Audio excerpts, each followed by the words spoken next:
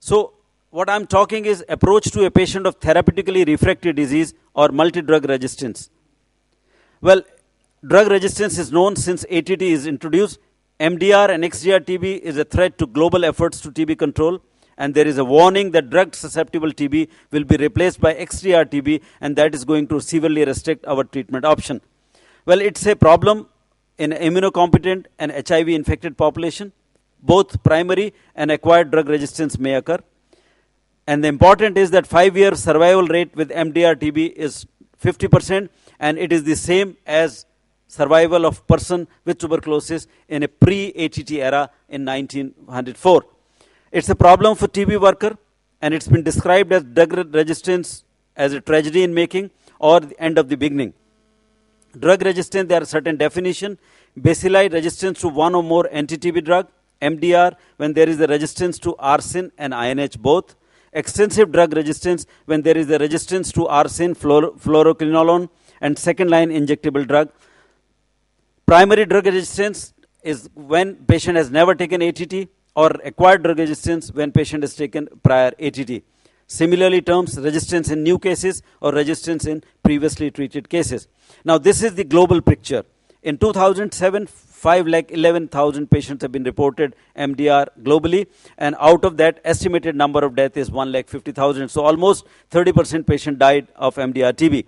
And this is the global picture. No part of the world is left without a case of MDR. Similarly, XDR, almost all part of the world have reported one case or other of XDR, and where it's not been reported, probably surveillance has not taken place. Now, the effect of treatment outcome on HIV-negative patients, it's an 83-fold greater risk of treatment failure and 2-fold greater risk of relapse. While with extensive MDR, strain resistant to average 5.8 drugs been reported, usual hospital stay 7 months and received average 5.7 drugs. For MDR with HIV, 70 to 89% patient died within 4 to 19 weeks, with 38 to 70% death caused by TB. The median survival time for AIDS patient with MDR TB is 1.5 months in comparison to without TB is 14.8 months. Now, mechanism is that there is some frequency of genetic mutation occurring for each drug, and that leads to most common cause of emergence of drug resistance. Single antibiotic therapy is that where you give a one single drug, there is a fall in the susceptible of bacilli followed by subsequent rise in resistant and mutant strain. The most common cause of multi-drug resistance is a erratic drug ingestion, monotherapy, suboptimal doses of drug, poor drug absorption, inadequate duration of treatment or non-adherence, inappropriate administration by unqualified practitioner, poor training, addition of a single drug to a failing regimen is disastrous. The implication of MDR TB is that it is profound for individual patient because it increases the risk of treatment failure, relapse and death. The duration of therapy is extended with higher risk of drug toxicity, potential need for resectional surgery, and overall treatment cost is increased.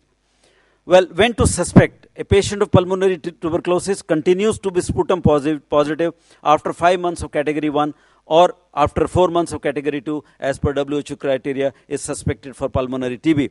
History of previous drug resistance to any anti-TB drug or repeated treatment and default. There are other reasons. Patient becomes sputum negative and then become positive, rise and fall phenomena, and that's how one suspects in pulmonary TB. But what is different in osteoarticular TB? Because bacterial isolation is low. We know that diagnosis of MDR is a bacteriological diagnosis. So as such, bacterial isolation in a tubercular or osteoarticular tubercular spinal lesion low. And if these lesions are already treated by bacterial, then already treated for some duration by ATT, then bacteriological isolation is further low. So, and in a deep-seated spinal lesion, procuring a tissue to monitor conversion is not possible as it's possible for pulmonary. Radiological monitoring always lags behind. So, it is prudent to label an osteoarticular label as therapeutically refractory cases when you suspect, unless you bacteriologically proved a drug resistance. Suspect MDR TB and osteoarticular TB, there is not defined criteria, but it's converting those pulmonary criteria to osteoarticular.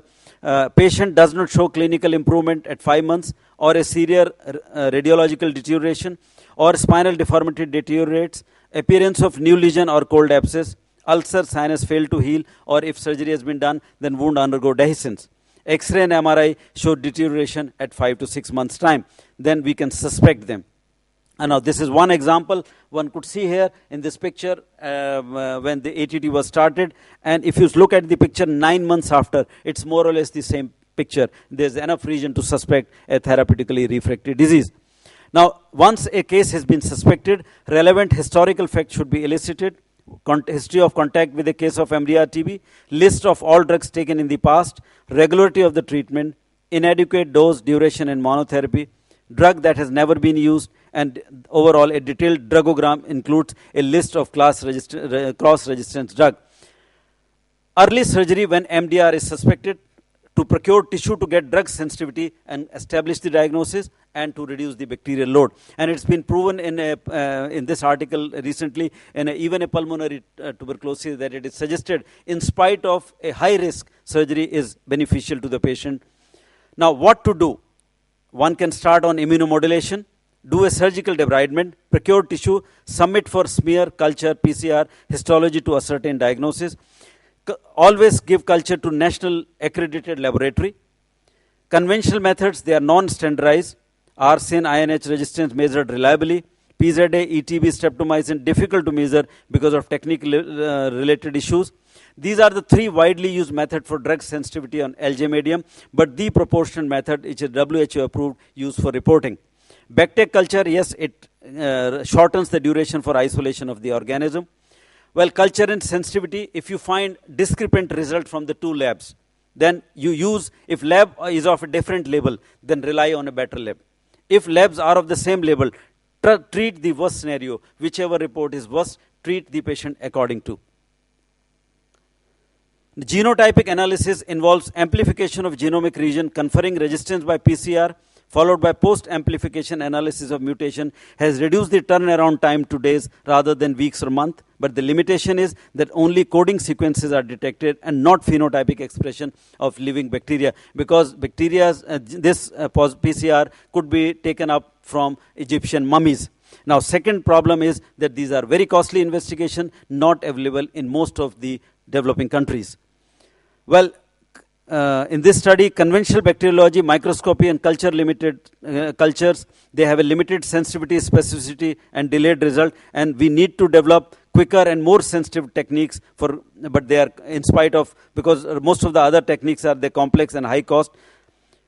There is an urgent need for alternative methodology in setting with high disease prevalence.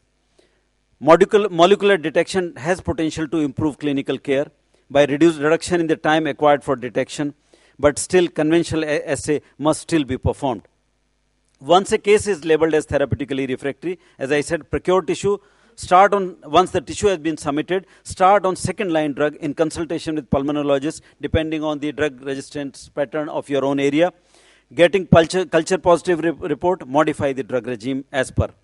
And out of the 15 cases which we have suspected and submitted the material, we could isolate the organism only in 2 cases.